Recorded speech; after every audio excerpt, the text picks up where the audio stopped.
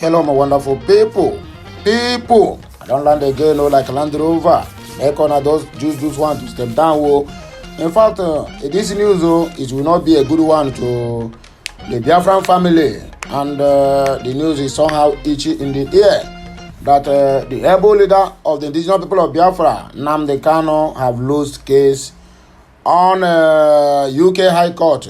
And I know say he is UK High Court since last year over their negligence on his matter. As a UK citizen, at least they owe him that duty to protect him anywhere he goes. But as it stands now, my brothers and sisters, anywhere where they now, can't the reason say, you want to get UK citizen, say if in case anything, they will protect you, my dear brothers and sisters. You better have everything, if you have problem, you're on your own. Even their own UK citizens self, they never even protect them finish. They want to protect a foreigner who happens to have their identity. So as it stands now, anywhere where they nurture that idea. Oh, I want to relocate to UK so that I will get their passport. They will serve me. They will represent me anytime, any day when there's any issues arises. My dear, one day, go and ask. Now, Mazi Nnamdi Kanu don't lose the case against UK in their High Court. It happens some couple of minutes ago. In fact, I don't want us to stretch this much. I don't want to talk too much. I want you to hear the news from the horse's mouth. And as you are listening, watching, enjoying, doing all manner of things, even as they do poo, you get the point now. I don't say now watching, a cross oko, now tap popcorn, now nyaro, ngwa. Make you do what? Subscribe to my channel, like, comment, and get pata of them all. Make sure you share any of my message. All the very, very important. Let us go straight to the reason why we are here. Nnamdi Kanu loses appeal against UK government. So now here we go to start our matter as they wait. Let us take other headlines at least to enable you know exactly what you are about to listen or what you are about to hear from this very news. Malam Nasir El-Rufai gets another endorsement ahead of Senate's ministerial confirmation. So Senate later confirmed this terrorist to be among the ministers in the government of Abado. This government, if they ever do well, or succeed on this earth, or if Boma Suniru, where are they going? With the likes of El-Rufai, Wike, Umahi, what they have they achieved being a minister? This one had been a minister 23 years ago. Federal Capital Territory Minister, where he rendered over 800,000 people homeless. 75% or 80% of those people rendered homeless are the Igbos. He dealt with the Igbos in Apo village, Abuja, where our people buy houses, just like what Sanwo-Olu did in Lagos State, in Alaba, where they buy houses, build houses, shops, and the rest of them. This man overnight use a bulldozer and scatter everywhere. And people who are down, people who are doing well in business, because of that till today, most of them never recover from that shock. Many died. And many are still in sickness, stroke till today because of that sudden act. That is the people that will go into the ministry, the administration of Abado. We never even stand well. We never even hold a cup of tea well. Now they want to succeed. Now the same people who killed Buhari, now these same people, now they same come for this new government, say they want to do well. If they ever do it, may my hand bend. Ndara. Look at Wike. Only bridges now. What they build for River State? If you ask him now, commissioning project, go there now. You will see that a lot of villages don't even have road to enter there. You come to only the capital city of Rivers, which is Port Harcourt. That is where the whole thing happened. Other villages, nobody remembers them. Ndara. And then all of them don't even swear. Say, look at Wike. I cannot leave malaria and go to cancer. Wallahi. Wike, that cancer no matter by now cancer now go by you. Nonsense. Anyway, my wonderful people, let us see other headlines before we can be able to come back and illustrate and tell my people what we have for them this day. Police don't dispatch protesters in Kano State. Now only this country you go be somebody and as also expect that person not to cry. It's only in Nigeria it happen. Let us proceed. P2B scams speaks on missing phone at election petition tribunal. Niger coups leaders appoint new governors for 8 regions. And there we go. P2B, not Labour Party member, election rerun should be between Atiku and Agbado, according to Tinubu begs tribunal. Lagos Transport not joining Nigerian Labour protest or Nigerian Labour Congress protest. MCO Lomo rose up palliative for commercial drivers, passengers in Lagos, simply because they want to go on a protest. That is why, because of the money you are going to lose, now you want to roll up palliatives. You have been there for over 2 months. When people are complaining, going with legs, nothing for them. Now you want to roll up palliatives. And even illiterates in Nigeria itself are using the brain of Nigerians. You bet me that all these people, once they get them 500 naira now, nobody will go and protest again. Bet me, you will see it would happen in Lagos. Dara. You are going to roll out palliatives. Now you have turned to the government official are rolling palliatives. Yeah. This life no balance, yo. This life no balance. Most of you are lying idiots and nonsense crooks. Charlie Boy reacts to ministerial screening. Okay, let us go straight to the reason why we are here. Please grab your popcorn, tighten your seatbelt, grab your Coke, Fanta, even Akbaracha. We are about to take off now. A legal action filed by the leader of the Indigenous people of Biafra, IPOB Mazen Nnamdi Kanu, against the United Kingdom government concerning his detention in Nigeria has been lost.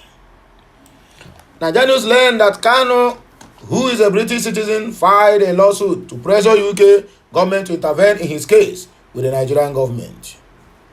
Kanu, over time, has been sending a series of letters to the United Kingdom government seeking their support over his detention in DSS dungeon, Nigeria.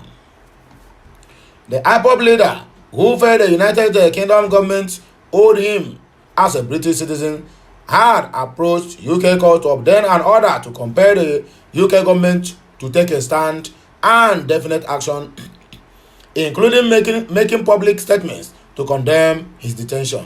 But they say Nehi Kaba.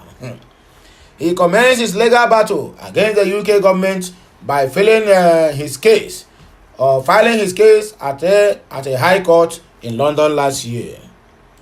According to Premium Times, Kanu sued the Secretary of the State for the Foreign, Commonwealth and Development Office, also referred to as Foreign Secretary, as a representative of the UK government. He subsequently filed an appeal at the Civil Division of the Court of Appeal, Royal Court of Justice in London to challenge the High Court's decision. The Court of Appeal affirmed the High Court's verdict and dismissed Kanu's appeal on 7 July, ruling that it could not interfere in the decision of the UK government on IPOB leader detention and conditions in Nigeria. The court also held that it could not force the Foreign Secretary sued by Kanu as the representatives of the UK government to reach a firm view on the matter, while the Nigerian government's case against him was still at the Nigeria's Supreme Court. The court ruled, I consider therefore that it is not irrational for the Foreign Secretary to refrain from reaching a firm view while the matter is still properly before the Nigerian courts. The court also held that there was no procedural breach committed by the Foreign Secretary by refusing to make a public statement to condemn Kanu's incarceration. The judgment read, here, the respondent has given information about the steps which have been taken on Mr. Kanu's behalf and has explained why he is unwilling to make public statements. The real complainant in this case is substantive refusal to reach a firm view rather than procedure, according to the statement from the UK Secretary. The case that eventually made its way to the UK courts is a fallout of irreconcilable differences between the UK Foreign Secretary and Kanu on the appropriate steps to take over his arrest and alleged maltreatment in Nigerian custody. It started with the first letter by Kanu's legal team to the Foreign Secretary shortly after the Nigerian government captured him in Kenya and brought him to Nigeria in June of 2021. When I tell you people that UK have handled what is happening to Mazi Nnamdi Kanu, some people said, no, don't say that. I said, but I go the man fair na ako, the man UK citizen. I MNK also fire about Igwe. Ta na UK MNK also na UK self. Come on to come out and give a public announcement. They said no, they cannot do that. That is against the ethics of UK government to give such a public pronouncement. Just to come out and condemn the treatment Mazi Nnamdi Kanu is receiving in DSS. They say they cannot do that. What a word. The focus of the initial correspondence was to urge the British High Commission to obtain permissions to visit Mr. Kanu in custody at Nigeria State Security Service SSS in Abuja. In reaction, the British High Commission requested permission by a note verbally sent on 1st July 2021 to the Nigerian government, but for a significant period, the Nigerian authorities did not respond such letters. On 22 July 2021, Kanu's lawyer sent another letter to the Foreign Secretary contending that the failure to provide consular assistance and in particular, the failure to take steps to do so beyond simply asking the Nigerian authorities was unlawful. The tone of the letter sent by Kanu's legal team became more confrontational with each response from the office of the Foreign Secretary, detailing the steps the government had taken to assist Kanu. The office insisted that it would continue to handle the matter as is considered best appropriate to do so. Two of the letters by the Foreign Secretary stood out, informing the basis for the legal action filed by Kanu's legal team last year. On the letters dated 14 April 2022, responded to a suggestion by Mr. Kanu's legal team to the Foreign Secretary to reconsider its strategy for assisting Mr. Nnamdi Kanu. The other letter, dated 9 June of 2022, responded to a further pre-action protocol letter from Mr. Kanu's solicitors, which was severely critical of the UK Foreign Secretary. The response of the Foreign Secretary's office to the two letters are the same, insisting that it had acted most appropriately based on available information as to the position guided by international law. Part of the letter read, that view is subject to reassessment in light of changing information and evidence available to her. There is no obligation on the Secretary of State to share that view. The Secretary of State does not consider that it would be appropriate to do so, and the claimant of Mr. Kanu could not have had any legitimate expectation that this would occur. They also acknowledge that there were a range of diplomatic tools that could be deployed in any case where its British national was detained in another jurisdiction, but it added, ministers have given specific consideration to a range of alternative options, including those suggested by or on behalf of your client. The letter said the Secretary of State did not feel obliged to give an account of action being taken on Kanu's matter because ministers only needed to determine what approach is appropriate in the particular circumstances of an individual case at a particular time. The letters from the office of the Foreign Secretary are replete with highlights of various forms of interventions of the UK government through its official in Mr. Kanu's matter. The separatist leader, lawyers believed the steps were insufficient. The correspondence highlights how the British High Commission raised Kanu's case during meetings with top officials of the Nigerian government, including Ibrahim Gambari, the Chief of Staff to then President Muhammadu Buhari, the Attorney General of the Federation, Abubakar Malami, and the Minister of Foreign Affairs, Geoffrey Onyema. On one occasion, the UK Foreign Secretary said he sent a letter to Mr. Malami to provide additional information requested by him. On another occasion, in October and November of 2021, FCDO official raised Mr. Kano's case with the Nigerian Ministry of Justice and the Ministry of Foreign Affairs officials and the SSS, according to correspondences quoted in the UK Court of Appeals judgment. In December of 2021, the British High Commission met with the Chief of Staff to President Muhammadu Buhari over Mr. Kano's case and then delivered a letter to the SSS raising specific welfare requests following our consular visit with Mr. Kano. This letter made clear the UK government's support for Mr. Kano's transfer out of solitary confinement, one of the FCDO's letters read. Also in December of 2021, FCDO said a note verbally was sent to the Nigerian Ministry of Foreign Affairs, formally requesting an explanation of how Mr. Kano was transferred to Nigeria. It also contained a request that Mr. Kano be transferred out of solitary confinement. Nigeria and Kenya officials remain defiant to the UK's behind-the-scenes interventions. The UK government official behind-the-scenes engagement with the Nigerian government continued in 2022, but they yielded no result, as if they are pouring water on a rock. The letter said, for instance, on January 13 of 2022, the British High Commission or High Commissioner Catriona Liang met Nigeria's Foreign Affairs Minister Onyema and raised concerns about Kano's ongoing solitary confinement, his health and welfare, and also pressed for a response to the HMG's UK government of 14th December of 2021. They got nothing from the engagement.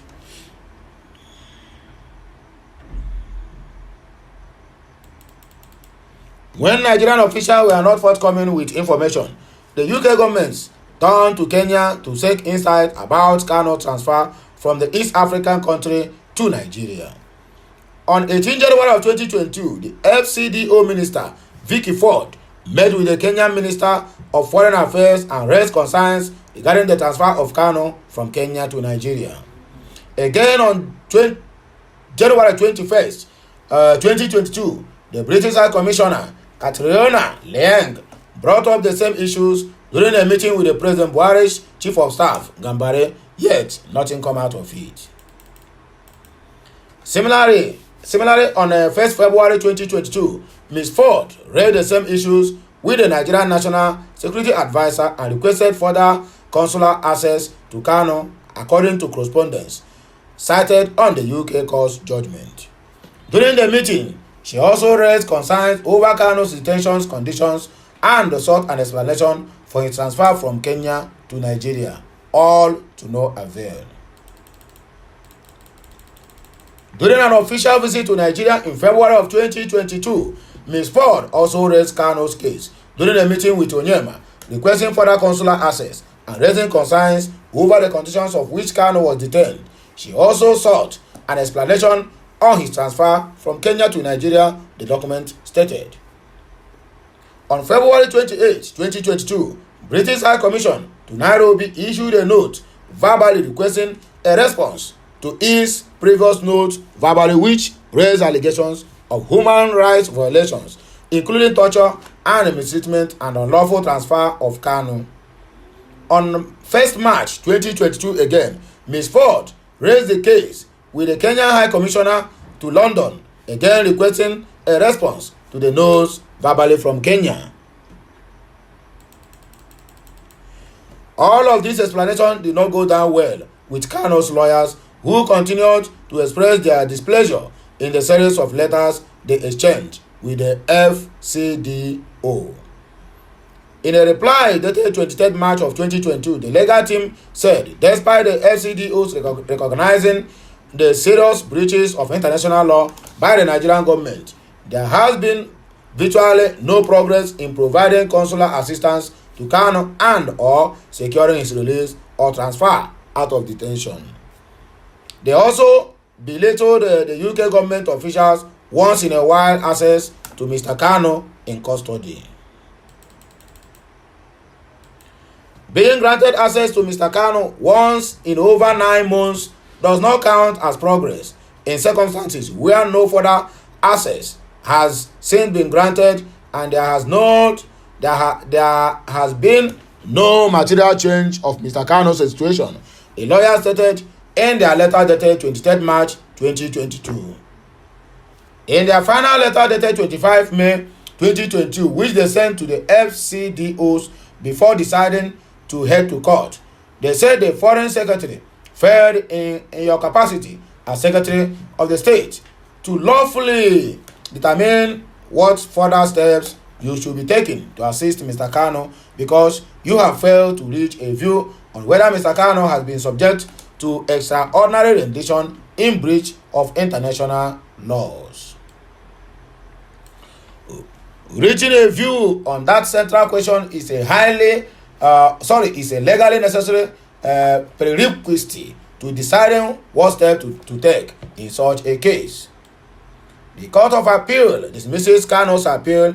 The UK Court of Appeal dismissed Mr. Kanu's appeal on 7 July, refusing to order the Foreign Secretary to take drastic actions requested by Kanu over the IPOB's leader's detention by the Nigerian government. The judge, David Bean, delivering the lead decision of the court's 3-member panel, acknowledged that there was a limit to which the Foreign Secretary could go to help Mr. Kanu while proceedings were still ongoing on against him in Nigeria. He said, while the judgment on Nigeria's Court of Appeal was clear and emphatic, it was significant that the same court on December 20, 2022 granted a stay of execution of the judgment pending the government's appeal to the Supreme Court. It is regrettable that more than 8 months later, that appeal has not been heard, but the fact remains that it is pending, the court said. The court also noted the contention by Mr. Kanu's lawyer to the effect that Nigeria's government case was effectively hopeless because of what she says is the plain violation of international laws. But I do not think that we can say, particularly where the Federal Court of Appeal has been itself granted a stay pending an appeal to the Supreme Court, that the appeal must be treated as manifestly unfounded. I consider therefore that it is not irrational for the Foreign Secretary to refrain from reaching a firm view while the matter is still properly before the Nigerian courts.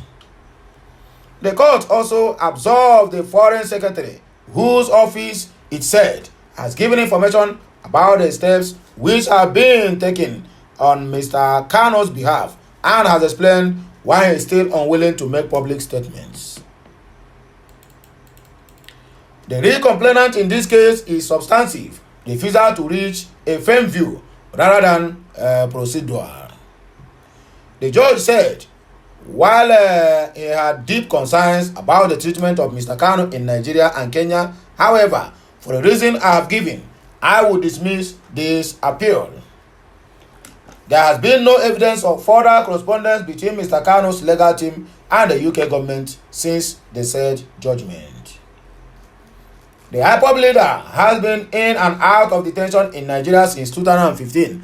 The fallout of his run-in with the Nigerian government over his separatist campaigns. He and his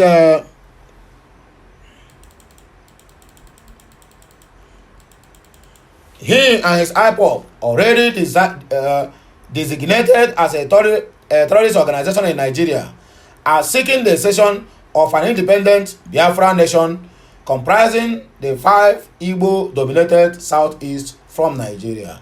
He was arrested in September of 2015 and subsequently charged with treasonable felony for allegedly attempting to take up arms against the Nigerian state.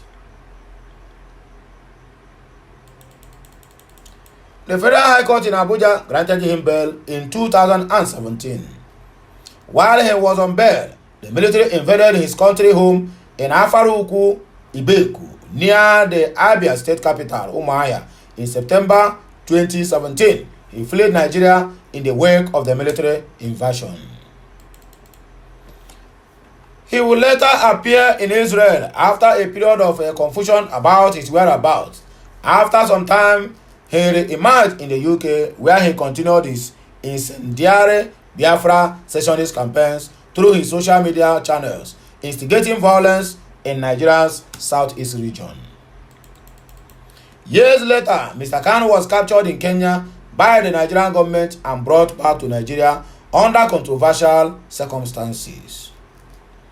Details of what took him to Kenya remain unclear, but his arrest and transfer to Nigeria have been described as in subsequent court proceedings. It was noted in court records that Nigerian agents abducted Mr. Kanu on 19 June of 2021 at the Nairobi International Airport and held him in Kenya for about 8 days.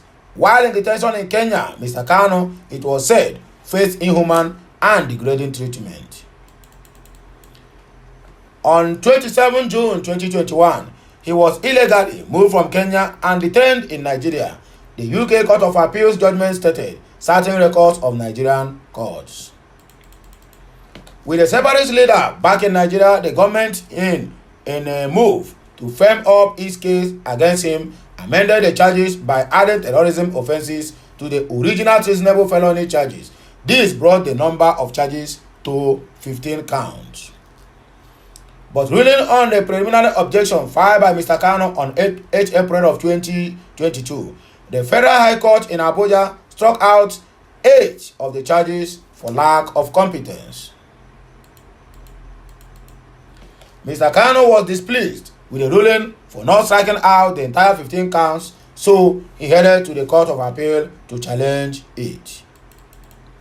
He got a reprieve in a judgment delivered by the Court of Appeal in Abuja on 13 October of 2022, and the court 3-member panel unanimously dismissed the remaining charges, citing inappropriate manner of capturing him in Kenya and bringing him to Nigeria to face trial. The judgment evinced the critical view of Nigerian courts about the manner of transferring Mr. Kanu from Kenya, and the decision was quickly followed by another verdict condemning the Nigerian government's actions. On 26 October 2022, the Federal High Court, sitting in Umuahia, Abia State, gave a judgment faulting the extraordinary rendition of Mr. Kanu from Kenya. The judge, Evelyn Anyadike, not only awarded a whooping sum of 500 million naira as damages in favor of IPOB leader, it also ordered the government to return him to Kenya to restore the status quo. While I know they finish. These were only a part of a string of positive reviews of the case in favor of Mr. Kanu by the independent bodies. Much earlier before the judgment condemning his capture in Kenya, the Abia State High Court, Umuahia, had awarded 1 billion naira to him in compensation for the invasion of his Afaruku home by the military in September of 2017. On the international scene, the United Nations Working Group on Arbitrary Detention, part of the Office of the United Nations High Commissioner, also weighed in on the matter, similarly condemning the treatment meted out to Mr. Kanu in Kenya and Nigeria. On April 4 of 2022, the working group adopted an option expressing concerns about Mr. Kanu's treatment in 2 countries. The working group concluded that Mr. Kanu was being arbitrarily held and called for his release. This echoed the working group's earlier concerns about Mr. Kanu's detention on December 30 of 2021. But despite the dismissal of his charges by the Nigerian Court of Appeal, Mr. Kanu has remained in detention due to the court's subsequent grant of a stay of its judgment to allow the Nigerian government to exhaust its right of appeal to the Supreme Court. Meanwhile, while Mr. Kanu was battling to extricate himself from the trial and detention, His lawyers, including Aloy Ejimakor, were engaging the UK Foreign Secretary in a series of correspondence to retouch up pressure on the UK government to intervene in his matter in Nigeria. On Ayaramo, my brothers, I told you to take bio. This one a long episode, but I'm very, very sure that listening to this news, you get to understand how far the case of Mazi Nnamdi Kanu have gone all this while. Well, let us take more few news to wrap it up as we proceed. El-Rufai gets endorsement ahead of Senate's ministerial confirmation. The immediate past governor of Kaduna State, Madam Nasir El-Rufai, had received an endorsement from a coalition of Islamic clerics and organizations in his state to again serve as a minister of Federal Republic of Nigeria. Recall that El-Rufai was on Tuesday screened by the Nigerian Senate for possibly appointment as a minister under the present administration. The former governor is among the 28 ministerial nominees forwarded to the Senate by President Bola Ahmed Tinubu last week Thursday, Nigeria News reports. Before El-Rufai screening yesterday, a collection of Quranic reciters, memorizers, and learners in Bauchi State had urged President Tinubu to remove the former governor's name from his ministerial list. Reacting, however, on Tuesday, Barrister Imam Mohammed Shamwuli, who spoke on behalf of the Kaduna Islamic organizations and Quranic schools, said El-Rufai had done his best to improve Quranic education while serving as a governor. Shamwili said the Bauchi clerics spoke out of ignorance because they are not living in Kaduna, and so they are not privy to what Rufai has done to enhance Quranic education. Quoting from the Quran, Imam Shamwili reminded them that if an allegation is brought before them, they should verify it before taking a stand on the matter. According to him, what El-Rufai did to enhance Quranic education is unprecedented in the history of Nigeria. He recalled how the former governor set up a committee to mainstream Quranic education. Shamwuli noted that the committee fashioned out a curriculum to enable al-Majiris, or Islamic clerics who have memorized the Quran, to obtain a national certificate of education after 2 or 3 years of studying some secular subjects. He added that the curriculum has been designed in such a way that Islamic clerics can be gainfully employed in any government agency and even study up to degree and postgraduate levels. Police disperse protesters all in Kaduna State. Some in Kano State, my people. A group of protesters in Kano State were on Tuesday dispersed by the Kano State Police Command. It was gathered that the protesters had congregated to show their displeasure over the removal of fuel subsidy and other unbearable policies by the administration of Bola Ahmed Tinubu.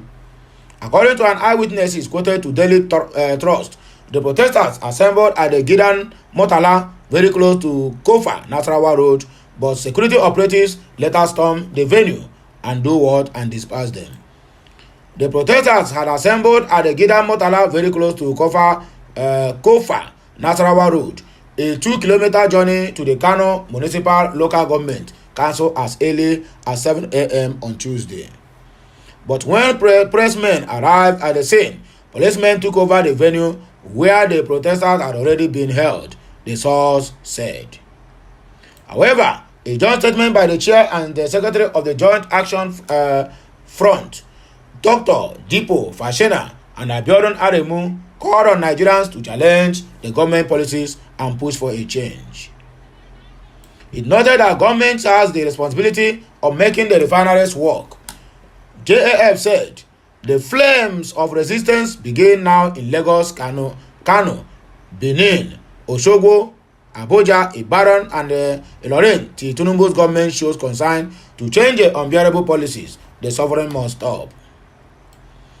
The government has a responsibility to make our refineries work and build new ones in order to ensure the availability of petroleum products, petrol, diesel, kerosene, aviation fuel, etc., at cheaper and affordable prices to all.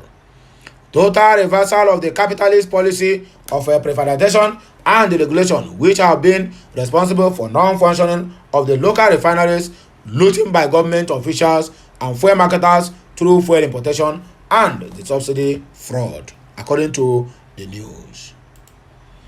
Peter Ob's camp speaks on missing phone at the tribunal.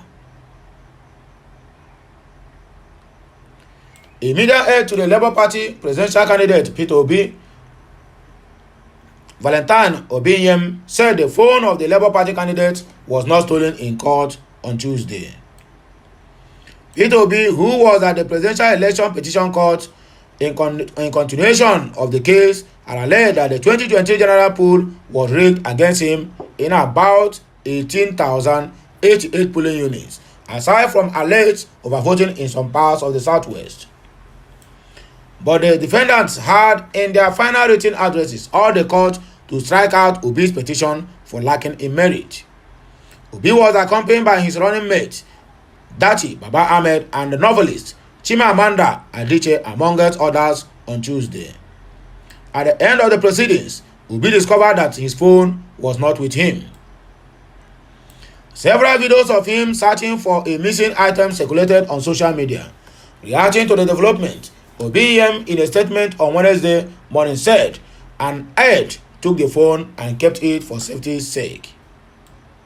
Yesterday, the news of the loss of Mr. Peter Obi's phone went viral. The spontaneous outpouring of solidarity was yet again a demonstration of love of the people for him. May I happily inform you that it was not a case of theft. He left the phone on his table to exchange pleasantries with some people in court, whereupon, for safety's sake, one of his aides picked the phones, Obinyem said, as quoted by Cure ED. You get the point now? Okay, Niger coup leaders have already appointed new governors for their 8 regions in the country. Military juntas in Niger Republic have appointed new governors for the 8 regions of the nation. Nigerians report that the spokesperson of the coup leaders, Amadou Abramane, made this known during a press conference on Tuesday.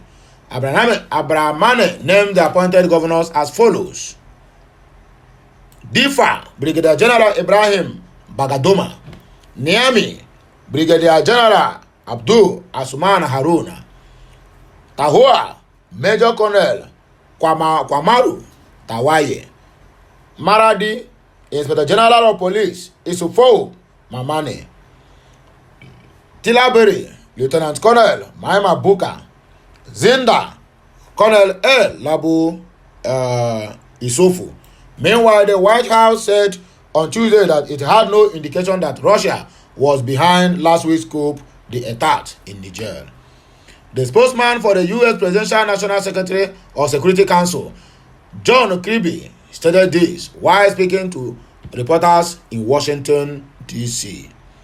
Kirby added that the United States has not changed its position on its presence in the country, having not identified any threat to its citizens. He also said that Washington has not yet made any decision on the future of aid provided to Niger Republic. The last but not the least, we are taking this one as our last news. Peter Obi, North Labour Party member, rerun election should be between Atiku and I. Tinubu begs tribunal. So Obi is the only challenge you have, right? No wahala now. This one is a case for another day. MC Oluomo of Lagos State, he don't roll out what they call palliatives for Lagos public driver or public transport drivers. The chairman of the Lagos State Parks and Garages, Alhaji Musliu Akinsanya, popularly known as MC Oluomo, had disclosed that transporters in the state will not be joining the planned protest by the organized labor. Akinsanya on Tuesday at a meeting with transport union leaders and operators said about 50,000 agency members will not be joining Nigerian Labour Congress planned protest on Wednesday. Nigerians gathered that he said instead the management of the parks and garages has agreed to reduce ticketing fees issued by the union to drivers by 25%. Wahala. He said commercial bus drivers, motorcycle, ride Okada, and tricycle Keke Marwa operators will pay less for bookings at their various parks now, certain that where they hit out to paid 800, they would pay 600 now. Is that the palliative? Monkey. He said passengers would also enjoy the effect of the reduction, noting that roads that used to attract 500 naira transport fare will now be charged at 300, while commuters previously paying 200 will now pay 150 naira. He said the directive followed an earlier announcement by the state governor, Mr. Babajide Sanwo-Olu, on bus fare reduction. Akinsanya said a task force had been established to monitor the implementation of the directive and ensure compliance, adding that sanctions will be meted out to defaulters. The last page confirmed that the task force would be led by all members of the state executive, parks chairmen, and selected union leaders. He stated that we, the state executives and entire members of the Lagos State parks and garages met today, that it was in Lagos, to review the situation in the country, particularly in Lagos, following the oil subsidy removal by the federal government after 2 months of removing the first subsidy. You just remember to do it because they want to go on strike. No problem, they have paid you. After more deliberation and review, we discussed the high cost of foods, transport, fares, and other areas of public interest, in particular, the plan by the organized labor, that is the Nigerian Labour Congress, and the Trade Union Congress, to call workers out on a strike. After a careful discussion, we conducted that we will not be part of any strike or protest rally being planned to draw the federal government's attention to the issue being debated in the country. All transport families and members will be at work to convey people to their various destinations without problem because the Lagos State government has announced some interventions in the sector. The Lagos State government has provided a conducive atmosphere for our operation. That is, therefore, no reason for us to join any strike that may threaten the peace of the state. The various palliative measures have taken by the state government, especially the 50% reduction of government public transport and the downward review of our yellow bus fares, will also go a long way in cushioning the effect of the subsidy removal. We have also embarked on internal measures like downward reviews of Lagos State government and union tickets. With this, there will be a reduction in transport fares by the commercial drivers.